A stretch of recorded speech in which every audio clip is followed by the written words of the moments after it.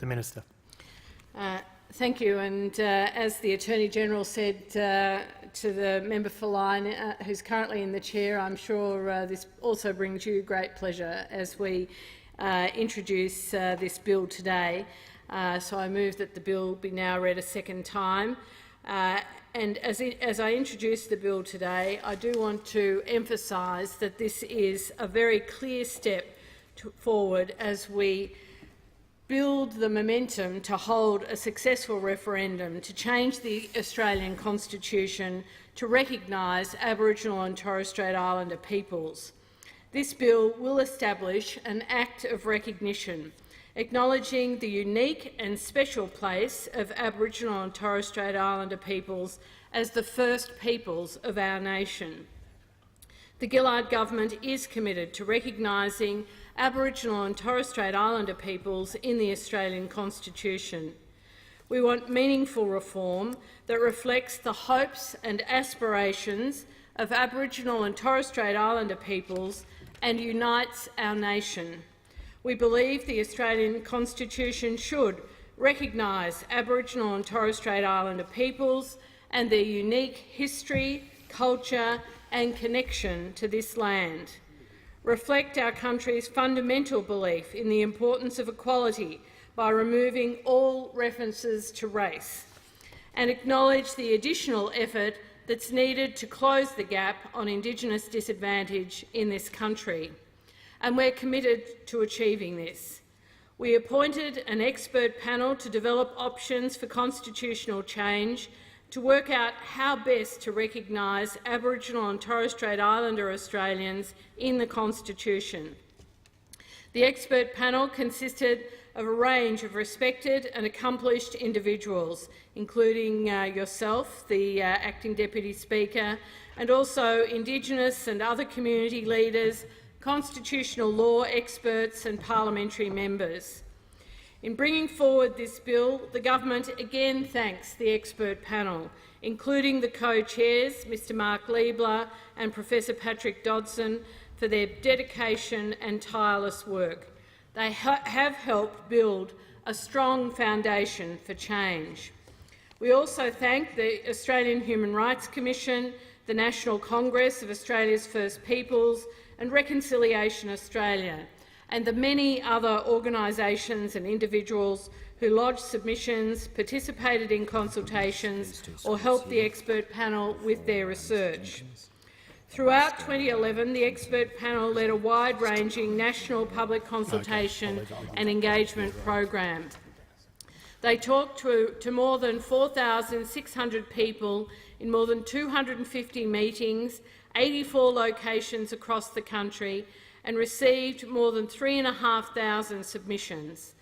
The panel also sought extensive advice from Aboriginal and Torres Strait Islander leaders, constitutional experts, and gathered data through research and surveys. The government was very pleased to receive the expert panel's findings in January this year. For the first time, we now have specific proposals on how to recognise Aboriginal and Torres Strait Islander peoples in the Constitution.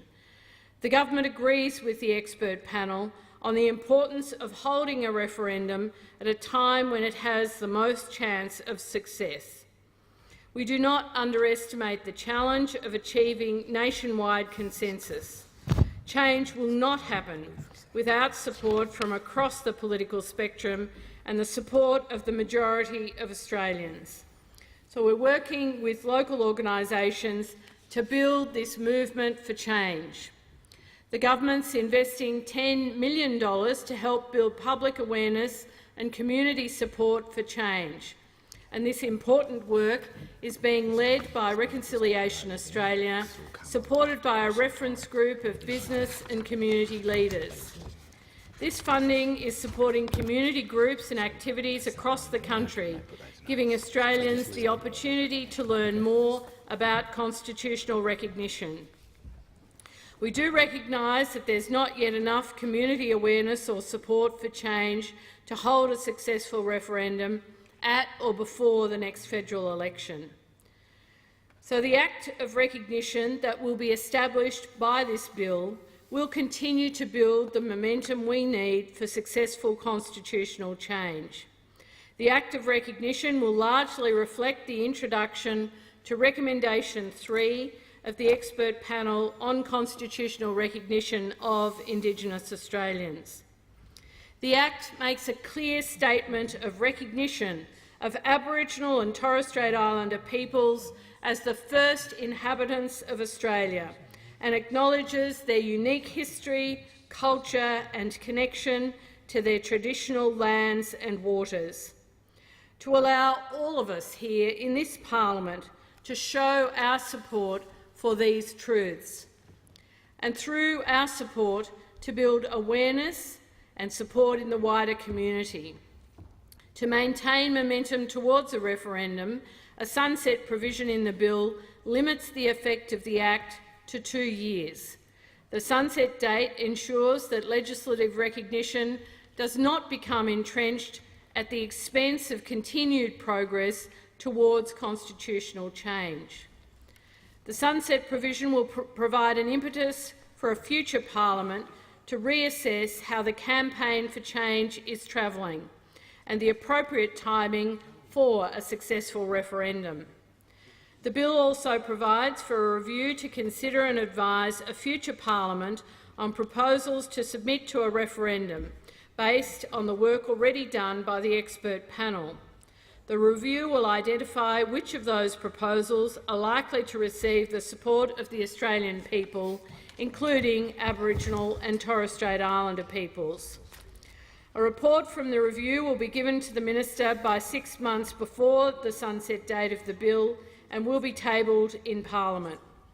The report will also set out a process for Parliament to consider the next steps towards the ultimate goal of constitutional recognition. Good. It is important to recognise that this bill is not a substitute for constitutional recognition. Legislation is not the appropriate forum to address all of the recommendations of the expert panel for constitutional change. We are pleased that there is a strong commitment across the parliament to supporting this bill. We know how crucial cross-party support is to the success of a referendum. We all share the determination to make sure that we continue to build momentum towards a successful referendum that unites and strengthens our community. It is in this spirit that the government has agreed to establish a joint select committee on constitutional recognition of Aboriginal and Torres Strait Islander peoples. The committee has been asked to consider this bill as its first order of business. The committee will then work to build a secure, strong, multi-partisan parliamentary consensus around the timing and specific content of referendum proposals for constitutional recognition of Aboriginal and Torres Strait Islander peoples. The committee will also engage with Aboriginal and Torres Strait Islander people and the broader community to secure their support for specific referendum proposals for constitutional recognition. The government believes that a successful referendum will help create strong, respectful relations between Indigenous and non-Indigenous Australians. The national apology to Indigenous Australians, the stolen generations in particular, did help build a bridge of respect between Indigenous and non-Indigenous peoples. It generated the trust we need so that we can work together to tackle Indigenous disadvantage. The recognition of Aboriginal and Torres Strait Islander peoples in the Constitution is another step in that journey, and one that is critical to our efforts to close the gap. The Australian Constitution is the foundation document for our laws and our government, but it is silent on the special place of Aboriginal and Torres Strait Islander peoples, the first Australians. The government is pleased that today this parliament is taking an important step towards changing that situation, towards a successful referendum that unites and strengthens our nation. I commend the bill to the House.